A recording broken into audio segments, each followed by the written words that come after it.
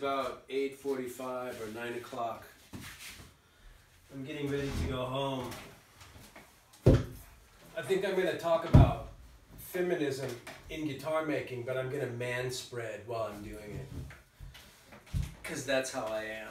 This is my nice, beautiful tote bag that I carry my computer in and all my techie pencils and stuff. I really like this bag. So, I'm really tired right now. But I don't think of all this stuff until the end of the day when I'm really tired and I don't feel like writing it down. So I thought, what if I just make a video about it? It'll be like really confessional or embarrassing, or it could be sort of interesting. So I just decided to try it. So today, what I'm thinking about kind of builds on what I said yesterday in my General Patton video. I touched on the idea that my dad wasn't a very good carpenter, but that my grandfather was an excellent carpenter. And in guitar making, you know, when you go online, and a lot of guitar making is learned online these days, and that's great, you know. Initially, I learned one-on-one from a person, a human being, and that's good too. Maybe better. But, you know, I have to say, if we're being honest, I like this. If you go look on YouTube, if you go look at videos of Marco Pierre White, the chef, he's like my video idol, because he works for this company called Knorr, this big food company. He goes, if we're really being honest, we don't make fish stock at home. And it's just really true. We don't. It's like, why would you want to make fish stock at home? So he looks at the camera like Michael Caine, and then the camera looks at his profile from the side, and he goes, if we're really being honest, we don't make fish stock at home. That's where Knorr fish stock taste whatever the hell comes in. You just need 2 spoonfuls of this in your bouillabaisse. But Marco Pierre White was he's a great chef. He was the first chef to get 4 Michelin stars, or 5, and 3 red forks, or whatever the hell he got. But he's very interesting when he talks about stuff, because he's super, he doesn't use jargon, he's super clear, and he has his own way of saying things. It's really nice, because a lot of food talk can just be like real jargony and pretentious, but he's not like that at all. So I kind of like talking about guitars the same way. So, as Marco Pierre White would say, if we're really being honest, when people ask that question that's inevitable on an online guitar making forum, you know, every couple of years someone will pose the question, where did you learn how to make guitars? Or where did you learn how to make instruments? And it's almost inevitable that someone will say, oh, you know, my dad was a mechanical engineer, and on the side he did woodworking in the garage, or my dad was a machinist, or my dad was a something. So I say, you know, my grandfather is a carpenter. My dad couldn't hammer a nail. Really piss poor carpentry. He was a painter, but super good, but couldn't put frames on his own paintings to save his life. And maybe that's why he wasn't good at making frames, he was really good at making the paintings. So, but my grandfather was really good at making furniture and making Well, he was a commercial contractor. He actually built large buildings like banks. And he used to take me to work with him when I was very small. Like, probably I was maybe like 4 years old. And he used to take me to his jobs because he wasn't actually hammering nails at that point. He did that during the Depression and during World War II and stuff. But he was walking around, you know, wearing a nice shirt, but watching what was going on and looking at a set of plans in a big department store that he was remodeling one wing of. And so that was all very interesting. So one time he was working on a bank and we were sitting at a Denny's or restaurant or something, and I was drinking a Coke on the counter, and I was probably like 5 or 6. And the president of the bank walks up and he starts talking to my grandfather. And I guess I was very cheeky. I turned to the president of the bank and I said, "Papa, when do you go to work?" They were talking about, because he doesn't work. He didn't work like the electrician was like twisting wires and shit. And I said in front of the bank manager, because I knew it was like a construction joke, right? And I was only like 6. I was like, "Papa, when do you go to work?" And the bank manager turned at me and he said, "Stephen, I'd really like to know the answer to that question myself." And then everybody laughed. I think maybe that was my first dad joke. But the thing is that my grandfather did that kind of stuff, and then he worked in the garage on weekends.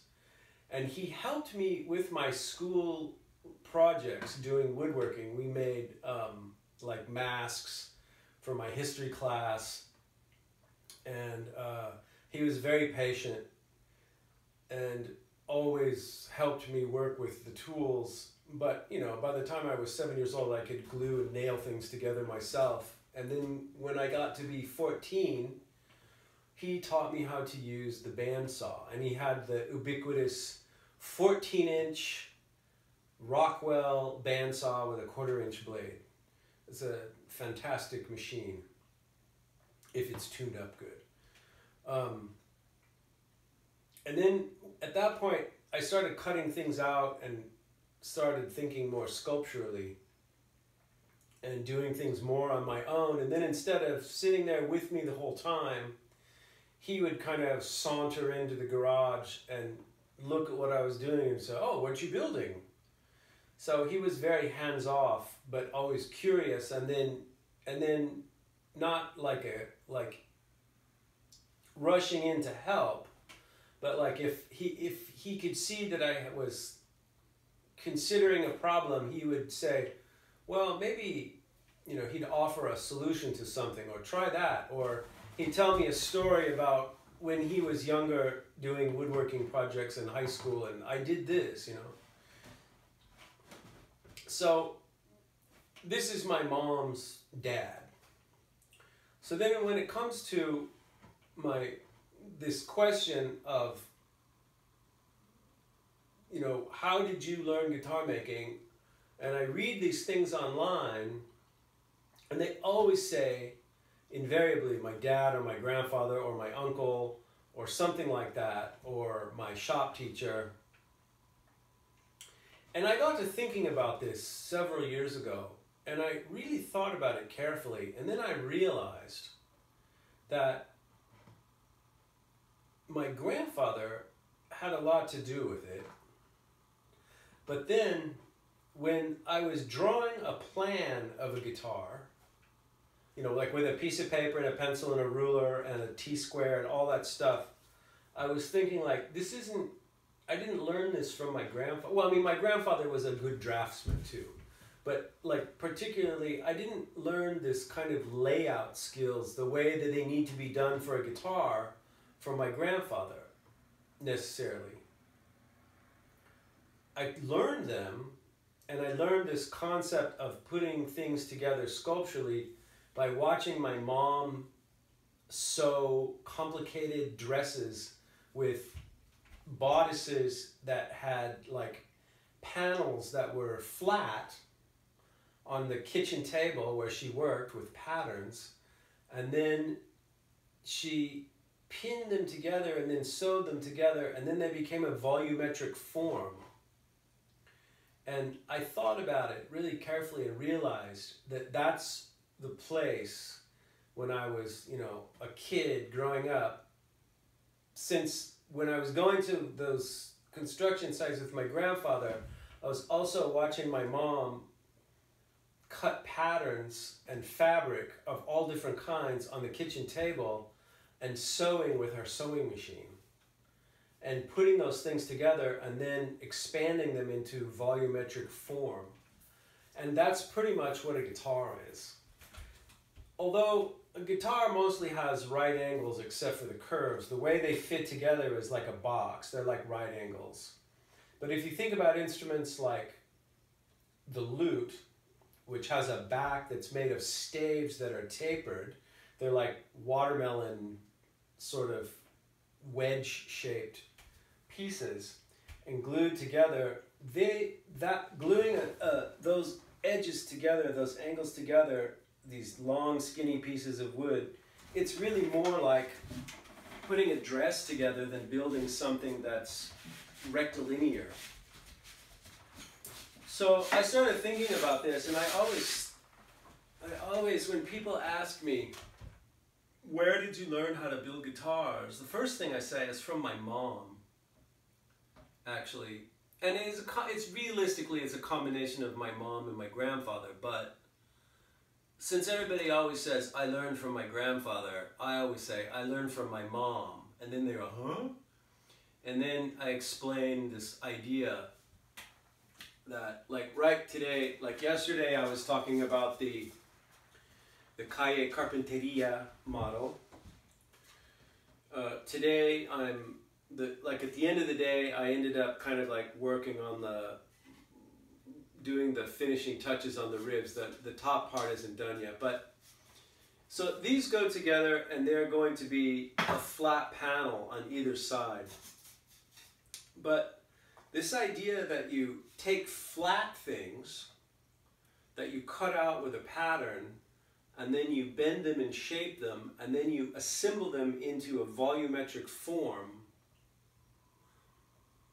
by sort of sewing them together with little blocks that are glued in little linings and stuff. It's all it's like sewing. It's like constructing a garment, you know? It's like, and fancy guitars, I guess, maybe are like bespoke clothes in London, you know, like, so you go to a bespoke tailor and they take like someone's gonna make you a pair of shoes. They take some really careful measurements of your foot, and maybe even today they make casts of your foot, or they make really careful wooden replicas of your foot, and then they cut all the patterns off of that. Making a guitar is similar to that because you listen to what the customer wants and how they want the profile of the neck to be, you know, how they want it to be shaped, how long they want the scale to be, and all these things, and you put it together, and it really is it's a bespoke garment, but it's made out of wood and it has strings stretched over it. So that's what I'm thinking about at the end of the day when I'm totally exhausted from working all day.